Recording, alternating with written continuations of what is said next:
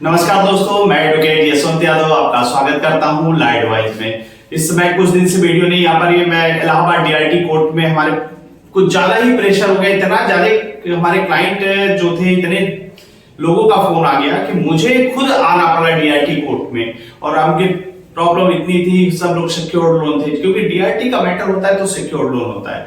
तो उनका जो भी था प्रोसेस 13/4 की नोटिस वगैरह जो थी उसको प्रोसेस कराया गया।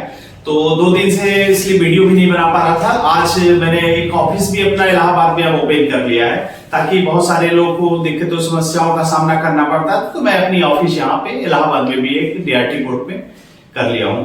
तो ठीक है, आज जो बातें करेंगे, ये जो प्रेशर मंथ चल रहा है, प्रेशर मंथ मतलब फरवरी का महीना चल रहा है। तो फरवरी के महीने के हिसाब से प्रेशर मंथ आज 12 तारीख है। तो 12 तारीख है, इसमें बहुत प्रेशर होता है क्योंकि क्लोजिंग है, यह भी क्लोजिंग है, तो इसमें प्रेशर कुछ ज्यादा ही बढ़ जा रहा है। तो होता क्या है कि एजेंट आपको हरास करेंगे, परेशान करेंगे, ऊंची आवाज में बात करेंगे, गाली गलौज भी करते हैं। यदि आपने लोन डिफॉल्ट कर गया और पैसे नहीं है, लोन डिफॉल्ट कर गया अगर पैसे नहीं है तो लोन डिफॉल्ट, आज की वीडियो का टॉपिक यही है ईसीएस। जो कंपनियां आपका लोन डिफॉल्ट हो गया है, डिफॉल्ट होने के बाद ईसीएस जो बार बार हिट करा रही है, एक महीने में 4 बार हिट करा दे रही है, ईसीएस को हिट करा दे रही है। तो मुद्दा क्या है? लोन ईएमआई बाउंस बार बार हो रहा है, तो ईसीएस हिट हो रहा है, बार बार ईसीएस हिट हो रहा है।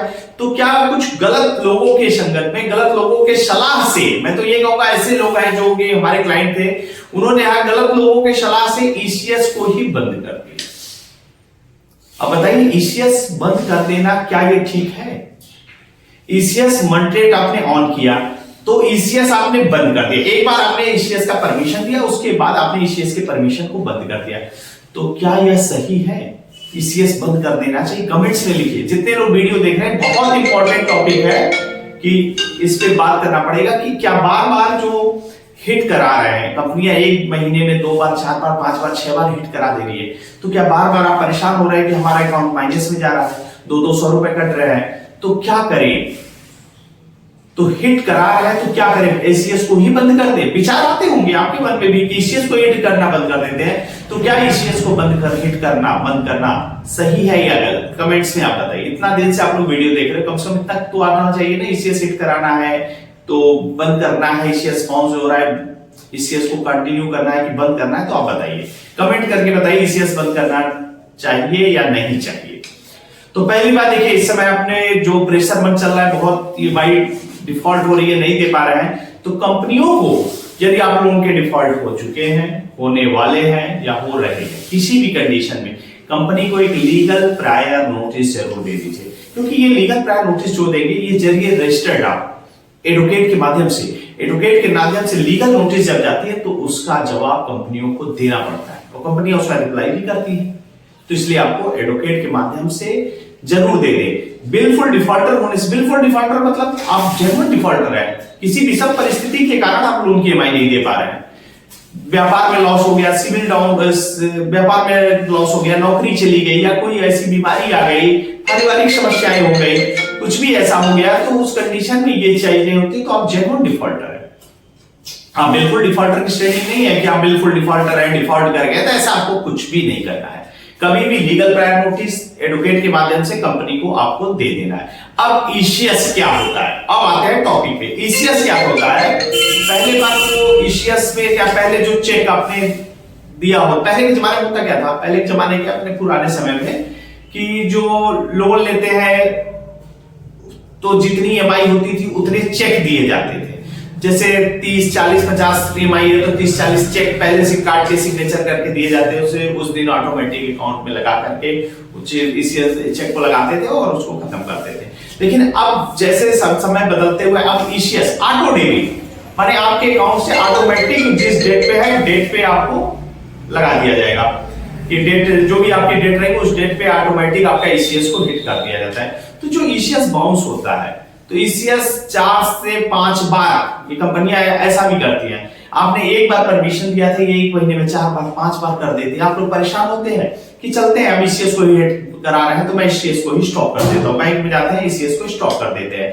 तो स्टॉप करना, या अगर आप स्टॉप करते हैं तो क्या होगा? परेशानियां बढ़ेंगी या घटेंगी, ये बताइए। कमेंट्स में आपको करना है, मैं बता दूं आपकी परेशानी बढ़ेगी या घटेगी।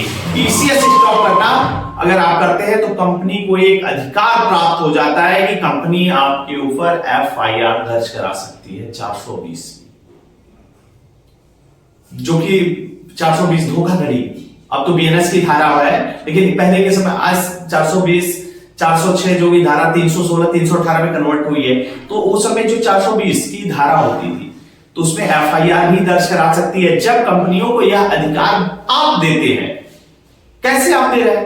आपने ईसीएस को बंद करा दिया। एक बार तो आपने परमिशन दिया कंपनी को कि मेरे अकाउंट से ईसीएस ये महीने में हर महीने ऑटो डेबिट कर दे, उसके बाद उनके परमिशन को कैंसिल कर दिया, तो उनको तो पता चल गया आपकी मंशा खराब है, आप जानबूझ के ऐसा कर रहे हैं। कंपनी को एक बार ईसीएस परमिशन दी, उसके बाद परमिशन को हिट करा रहे हैं, कैंसिल करा रहे हैं, इसका मतलब आप धोखाधड़ी कर रहे हैं। तो कंपनी को अधिकार प्राप्त हो जाता है, आपके नाम पे कंपनी एफआईआर तक कर सकती है। तो आपको करना क्या है, ईसीएस कभी भी स्टॉप नहीं करना है। अगर बार बार आपके अकाउंट में ईसीएस सीट हो रहा है, बार बार आपके अकाउंट में ईसीएस सीट हो रहा है, तो आप कंपनी को एक लीगल नोटिस दे दीजिए एडवोकेट के माध्यम से। क्या मैंने 5 बार परमिशन दिया था, मैंने 4 बार 5 बार हर महीने हिट हो रहा है, क्या ये मैंने कंपनी को परमिशन दिया था? तो जवाब होगा नहीं। या फिर उसके अगर मैंने दिया था तो उसके एग्रीमेंट की कॉपी दीजिए कि 1 महीने में आप 4 बार हिट कराएंगे, ऐसा कुछ नहीं था। तो नहीं था तो आपको ईसीएस को स्टॉप नहीं कराना है। और एक ईसीएस स्टॉप हो रहा है, माइनस में जा रहा है, जाने दीजिए, होता तो सेटलमेंट ही है, क्या कर सकते हैं।